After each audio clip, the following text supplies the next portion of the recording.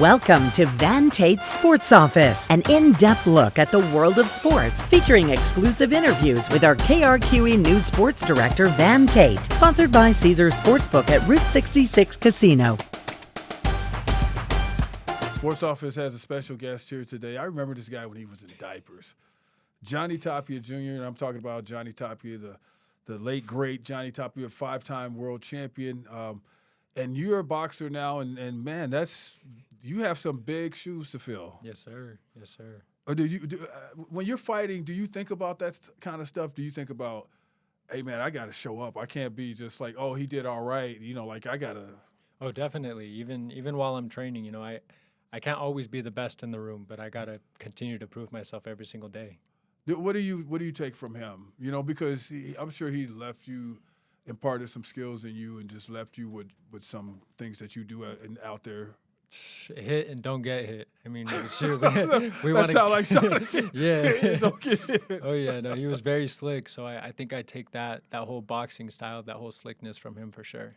Now you took some time off, and now you've come back. So talk about that. When did you take time off? Why did you take time off, and what is it like coming back? I think I took time off. So boxing has always been an on and off sport for me. And I think while I was younger, it was more for my dad. And so I kind of felt pressured to do it. And so I took breaks periodically ever since I was 9, since I started. But I got back into it, I want to say 2020, just before COVID. And then COVID hit. But then that's when I started taking it real seriously, because I think me and my brother started doing it together, and we found the sport. We found the love for the sport for ourselves, and also loving it for our dad as well. So that's a whole different thing, man. When you're doing it because you want to do it, right? How much fun are you having now as opposed to before? Oh, I have so much fun now. I'm like my dad, dancing in the ring, having fun while I'm sparring. I'm learning some of the tricks he was doing while he jump roped. So I'm like. Can you jump rope like him? Because his jump roping was like, well, of course you know about it, but his jump rope was crazy, next man. Next level. I try. I just got the spin down, so I'm learning. But he had moves like no other, I swear. Man, Johnny could have gone to one of those big double dutch, the girls jumping. Oh, easy. They killed it. Easy. Man, that man's feet were so fast. But I have 2 left feet, so I can't even dance. But he could move. He just fluid. Are you getting the swing of it, the hang of it? Oh yeah. The jump rope. Oh yeah, definitely. What do you remember about him? I remember how kind he was to every single person that he met. How wholesome, how loving he was, and just him being a father, how energetic he was. He would throw me up and down. We would be rough with each other. I was the rough one, and Nicco, he was the softie, he was the mama's boy. But we were rough. We were all up all hours of the day, and he kept up with my ADHD, so he was crazy just as me. So we would bounce off the walls all day and night. As far as you returning to boxing now, and have an appreciation for it. What do you see for yourself? I want to take it as far as I can take it. I mean, he paved the road for me and my brother. Him and my dad and my mom paved that road, and I want to take it as far as I can take it. And now that I'm comfortable being in this sport, now that I love it for me, and now that I see myself doing all of these crazy things I wasn't doing when I was younger, I want to take it as far as I can go. You're up against the clock, though, huh? Because you're not. I figure you're around the age of one of my youngest kids. I'm 25. So, yeah. Yeah. 25. So he's 2 years older than you. So now you have to get in there and be efficient. Oh, 100%. I give myself 5 years. So the 5-year plan, I want to get to that 15-0. Hopefully get a title shot that early. I mean, I know I can with my mom. She's the best manager in the sport of boxing. I mean, where she took my mom's career, I know she can take mine and my brother's career even further. So I want to take it as far as I can, like I said. What's your record now? I'm 1-0. I'm 1-0 right now. So I made my pro debut January 9th. Okay, because I remember we went and covered your card. Yeah. And I just couldn't remember if you had fights prior to that, because I was thinking, because like you said, you've been on and off. Yeah. Because we did something else with you. Man, it's been a while. It's been a few years. I remember Diego Sanchez was in the ring. That was at our house. Yeah. I He remember was teaching you some stuff, and so your career it stalled, and now we 1-0, and we got the all gas, no brakes. Oh yeah, full force this time. I can't stop.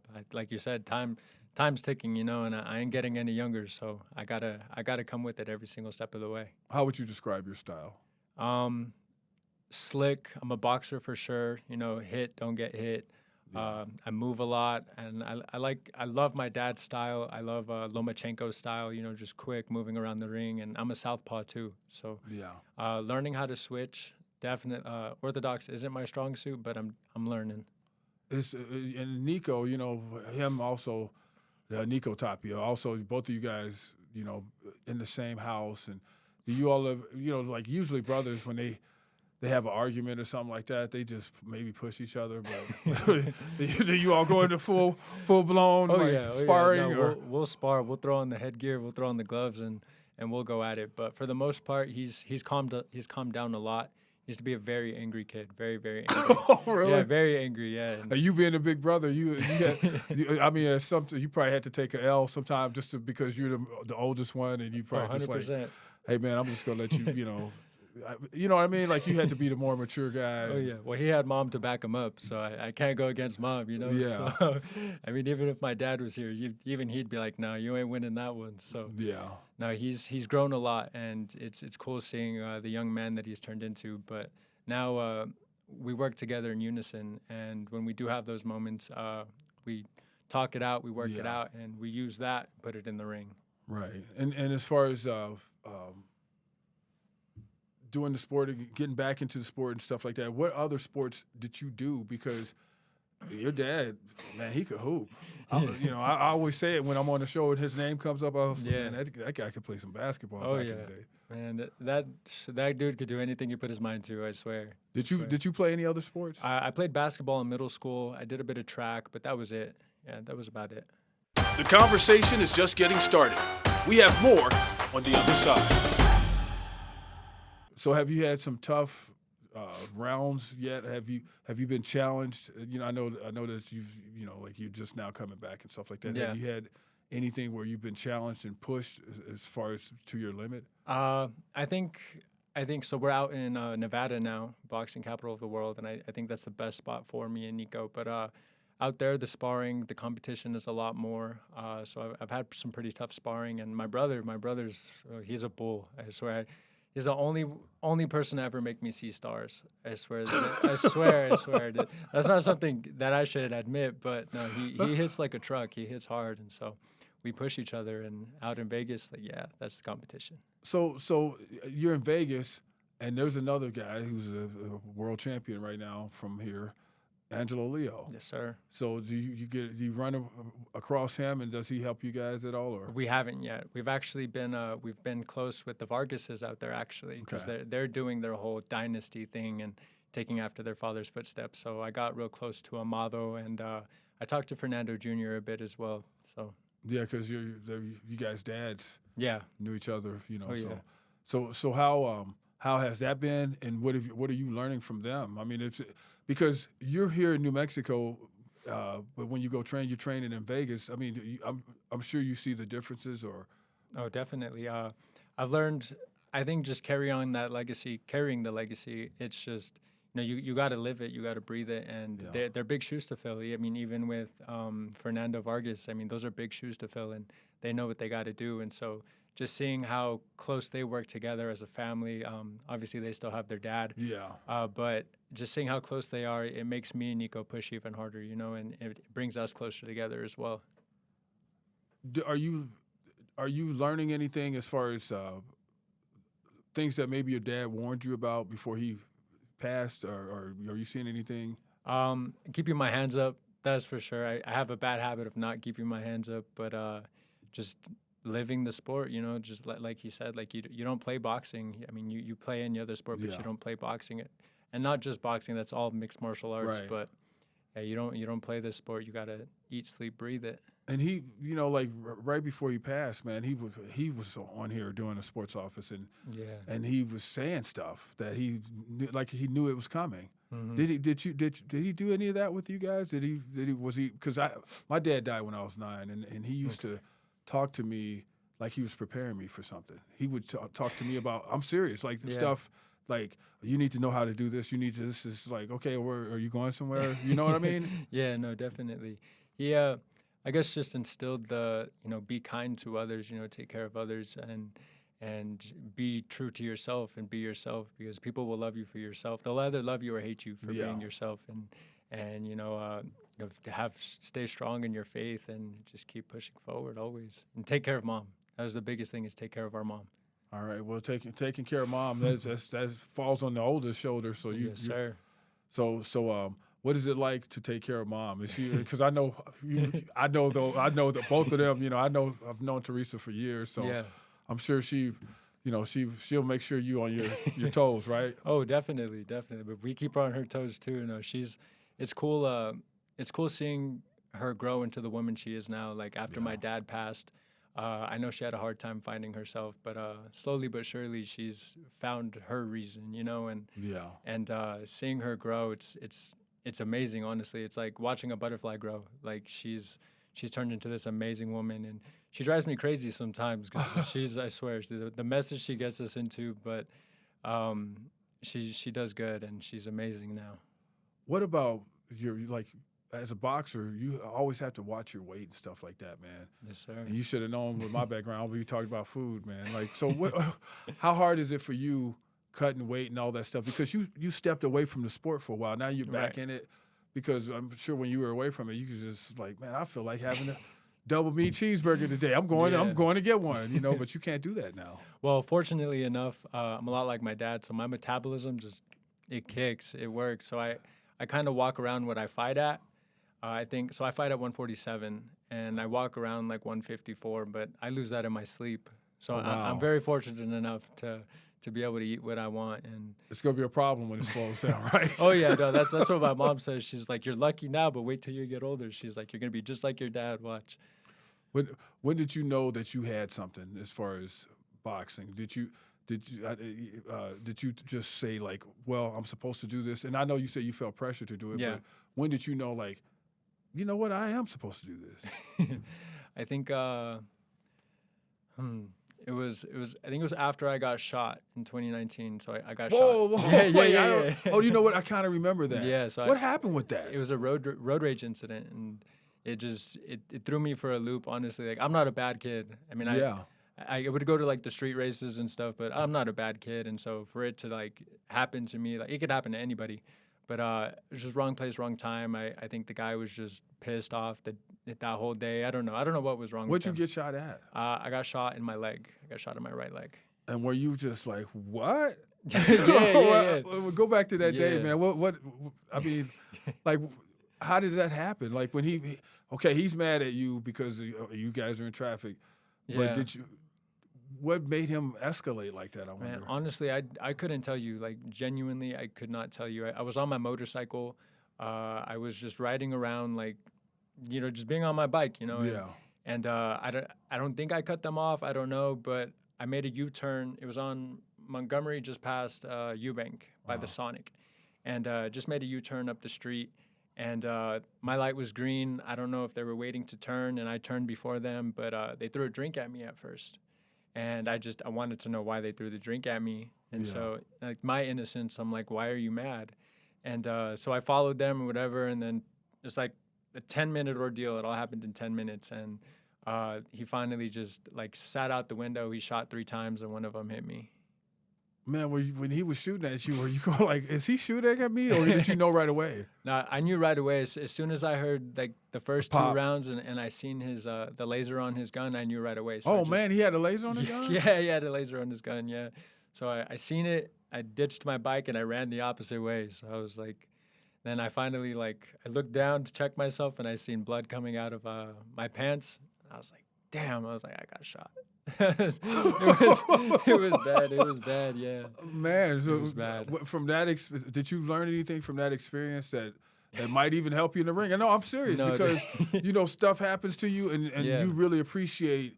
Like you might appreciate, hey, I can bounce around on my legs. It's like getting an injury. When you come back, you're just like, man, I'm just thankful I'm here. No, 100%. I mean, just not going out anymore. That's for one. Being very cautious of who I'm around and my surroundings. But it was bad. No, it was bad. Man, that I've had totally forgotten about that. So Yeah. so you go, and mom was probably just freaking out. Oh, she was pissed. So I had they sell these things for the helmet so you can play music and call people. And I call it through my helmet. I'm like, Mom, don't be mad. She's like, what did you do? I'm like, I got shot. I'm riding myself to the hospital. She was like, what?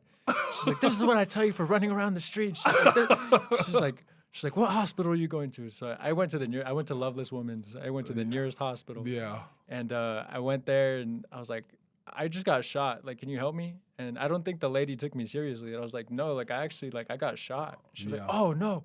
So they took me back right away. They cut my pants and they sent me home with some ibuprofen and that was it. So when you walked in, they weren't taking you serious. She was like, No, hey, it's a women's hospital, you know what I mean? That's So what I'm it's just saying. Like, you walked in, she said, hey, guy. Yeah, You go, yeah. No, I'm Yeah. hurt for real. Yeah. That's funny, Yeah, man. no, it was bad. It was so I'm bad. glad that everything worked out because, me too. man, that's wild. Yeah, it's just one of those lessons. I mean, life's crazy, you know, Yeah. and so like I think taking advantage of life sometimes, you know, sometimes God has a crazy way of showing you to get back in your lane, but it was definitely one of those eye openers. And then from there, I had a dream of my dad, and I think that night it was just like, no, I need to get my act together, and I need to get my mind right, my body right, my soul right, and so. I think that was just then that I made the decision to be like, you know what, I'm gonna do this. Was your dad, was he giving you advice or what was he doing in that dream? I don't. So it's kind of crazy when I've only dreamt of my dad about maybe 8 times since he's passed away, and he only really comes when I need him, but he don't say anything. Isn't that wild, man? Yeah. That's yeah. why I was asking you because Yeah. I my brother passed away, my oldest brother, and we were really Okay. close, and I have these dreams with him, and we have these discussions, and we're traveling. Okay. It's just weird. Yeah. No. It's And crazy. it's all different times. You know, yeah. like one time he was literally asking me to check up on one of his kids, and it's like the next day or a couple days later, that particular kid had passed out due to dehydration. Oh no way. And it was just like, yeah, it's just like been warning weird. you. Yeah, man. It's so crazy, like how that whole like spiritual side works. Yeah. But every time he comes to me in my dreams, or that he's came to me in my dreams, it's always been when I've needed him most, whether I knew it or I didn't. Stay with us. More conversation on the other side. So now you've come back to the sport. Your dad gave you some guidance, and what is the look that you're gonna have when you go in? You know, like everybody has their look. And this, I wasn't paying attention. We had highlights of this last fight you had. I don't know if you saw. Yeah, no, what we I put did, on yeah. TV. Yeah, I but, did, yeah. But I can't remember what you walked out, what song you walked out to, and what you were looking like when you came out. Take me back. So I walked out to Six God by Drake. I love Drake. All right. Drake. So I walked out to Six God, and my ring colors are emerald green and black. Okay. And so I did this material. It's kind of shimmery, so like when the lights hit it, it like glistens. Okay. And I have a wolf on my back that was like mine and my dad's favorite animal. And then Okay. I have a certain Catholic medal on my heart. It's like a protection. It's like a protection Right. medal. And then I have Tapia on the front, and then Johnny Jr. on the back. Now that is just as important as the fight, right? Getting you gotta look. Hey, yeah. what Deion Sanders says, if you look good, you play good. Oh yeah. You know what I Yeah. mean? Yes, sir. So how much thought goes into that? Like, all right, this gotta be crisp. This gotta be this way. I want this song to play. Man, it has to be perfect. It has to be perfect because the sound has to be right. You got to feel the vibe. You got to look Yeah. good. And my mom, she was like, "This is gonna be your very first professional fight gear, so I'm gonna get it for you." So Yeah. she sponsored us with the fight gear, and she brought my dream to life, and so it came out perfect. And I felt good. You could feel the that's cool, energy man. there, and I always we always have my dad's like before a fight or anything, we'll have my dad's like gloves. We'll have a picture up with like his rosaries and stuff, just to kind of bring him in the energy. And so he's Right. walking out with us every step of the way. And so did the music really hype you up? I mean, how hyped were you before the fight? Oh, I was going crazy. Yeah, I was going crazy. In the locker room, we were playing my dad's music. We were playing his music. So just feeling that and feeling his energy. And then when I hear my song playing, chills down my spine. I'm ready. I'm ready to go. Tell us something we don't know about Johnny Jr. Like does he like watch soap operas? Does he bake cookies? You know, like tell us something we don't know. Definitely. No, I love to cook. I love to cook. Really? Yeah, I like to cook. I like to learn how to make new recipes, new A things. man after my own heart because I like to bake. Yeah. But Okay. what are we cooking with Johnny Jr., man? Steaks. I love to make steaks. I make lasagna. I make everything now. I'm a little chef. Really? Are Yeah, you? So yeah. you're the one making the meals? Yes, sir. So Yeah. Nicco's extra sweet to you now, huh? No, what he wants to be. What he wants to you be. can say like, man, did you taste that? I put some floor droppings in there No, on your no. steak. He'd be like, no, his still tastes good. No, everyone loves my steaks. Everyone. So we'll get together every Sunday, me and my family, and I'll make us steaks whenever they want it, and me and my mom will tag team in the kitchen. So it's pretty cool now. And what are you having with the steak now? Give me the whole layout, man. Steak, mashed potatoes, and asparagus. Just simple, plain. The steak is good. Get a good cut of steak and flavor real good. Flavor of the mashed potatoes really good. Delmonico, right? Mm-hmm. That's the steak? Yes, sir. Yeah, because Yes, that's a sir. good cut. Yes, sir.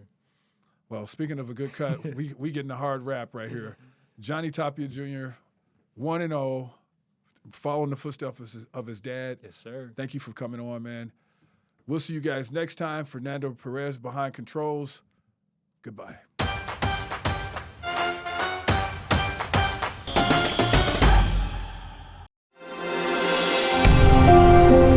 Thank you.